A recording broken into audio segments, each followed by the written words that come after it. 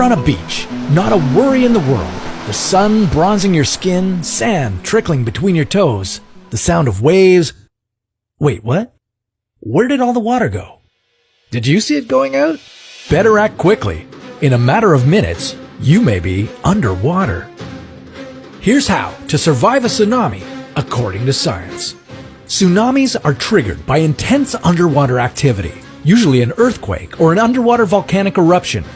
These events displace huge volumes of water, pushing it up from the ocean's floor to its surface. But when gravity pulls it back down, all this built-up energy is released outwards, forming deadly waves that grow stronger as they ripple across the ocean. A tsunami's waves can be 100 kilometers long and sometimes taller than 30 meters. They can travel across whole oceans, moving at the speed of a jet airplane. So with such speed, strength, and stamina, how does anyone stand a chance? Even in a tsunami hazard zone, you can still survive if you know what to do. The first step to survival is to be able to identify the early signs of a tsunami. The Pacific Ocean is home to volatile tectonic activity, which explains why 75% of the world's volcanic eruptions and 90% of the world's earthquakes occur in the Pacific. These geological disturbances are the reason why 85% of all tsunamis happen in the Pacific Ocean. In most cases, an earthquake comes before a tsunami, so if you're near the coast and you experience an earthquake, protect yourself from that first. But once the shaking stops, move to higher ground as quickly as possible. The beach will grow bigger. Run the other way. An early sign of an impending tsunami is that the water along the coast will recede. It pulls back and exposes the seafloor. Do not go to the beach to investigate. You'll only be putting yourself at risk for when the water surges back. Instead, head in the opposite direction. Try to get as far as 3.5 kilometers from the ocean or 30 meters above sea level to ensure your safety. Get to the highest elevation possible.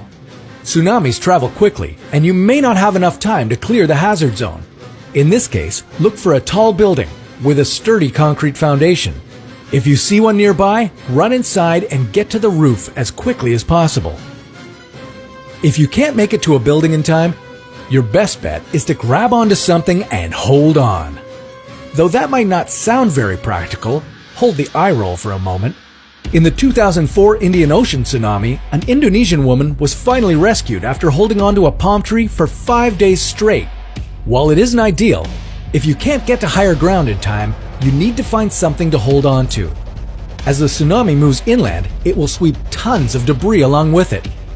This can be very dangerous as the accumulation of debris traveling at high speeds become fatal obstacles for anyone who's caught in the current.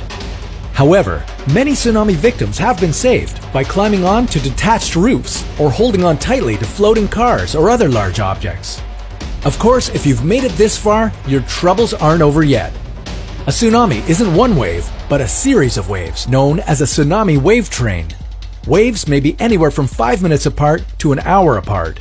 And be aware that the first wave that hits isn't always the strongest. So even when you think it's over, stay where you're safe until you hear from local officials. It goes without saying, tsunamis are terrifying. And when a 30-meter wave is hurtling towards you at 800 kilometers per hour, you're probably feeling pretty helpless. But have faith in science, trust empirical research, and you'll see there's always a way out. We'll keep showing you, one episode at a time, on According to Science.